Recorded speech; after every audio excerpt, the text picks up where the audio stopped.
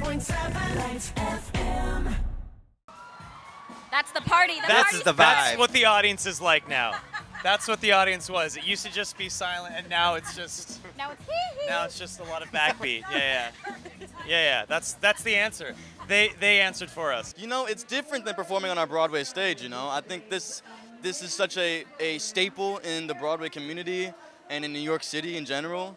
I grew up watching this, you know, so the fact that I'm here now is a dream come true. It's very wild.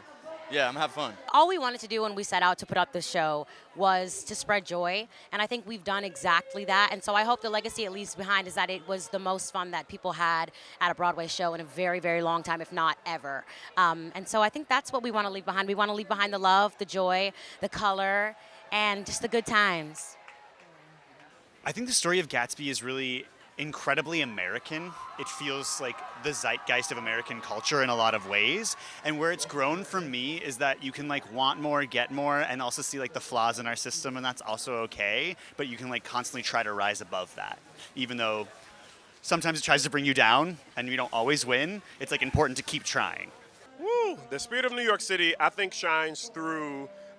You just really see all generations, well, maybe not all, well, you know, a lot of generations represented, different ethnicities. You see the diversity, but you also just feel this like electric energy throughout the show that, of course, New York City has like nowhere else. So I think for me, that's probably what I would say, just that like electric buzz throughout the whole show, start to finish. My favorite part of & Juliet is right before Roar, I get to say these beautiful vows about loving myself and stepping into my power and being confident. And I really love that moment because I get to inspire young girls and just people in general to feel confident with themselves, but I also get to say it for myself. You know, the Tonys is a massive platform, and so when you're asking about the audience changing, you know, it's an incredible privilege to get to cross over to this new group of people who maybe might not have been familiar with our show, and so now we have the opportunity to share this with as many people as possible, which is kind of the goal from the onset. So this is, you know, one more step. In many ways, we're just getting started, which is a nice feeling, as opposed to being like, all right, we're done. Like, it's far from that. We're just starting a new chapter, which is great because we love doing the show. There is not one bad apple in this group.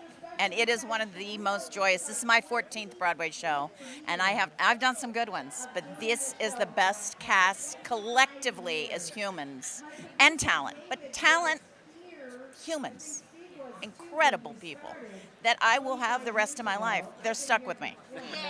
I make it say that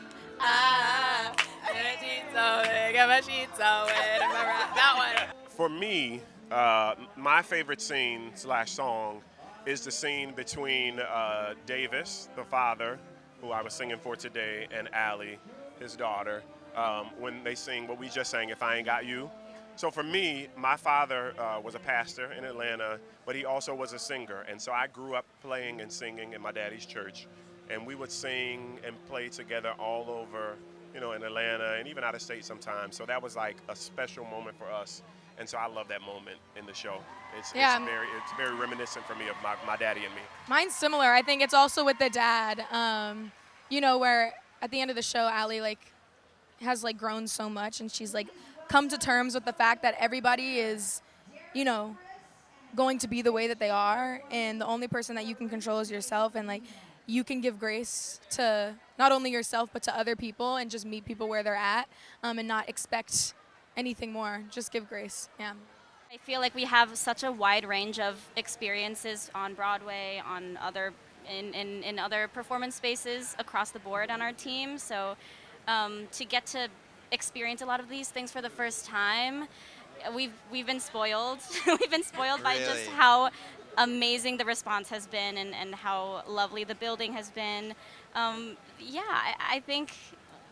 I don't know. I think it's been like a wild, fast ride, like beyond anything I think we could have imagined at the onset. Just the things we've been able to experience due to this show, and then also have been so taken care of by like the veterans that are on stage with us, Darren, and then Marcus, who is just the vet of all vets. And then That's our terrifying. building is just really kind, really encouraging. Yeah, I just don't think it could have been a better experience. Yeah. Yes, Truly. absolutely. Yeah, I think for everybody, it's a first for everybody. Mhm. No one's ever been able to be part of something this special ever. Yeah. Like, it's pretty. I don't know how to put it into words.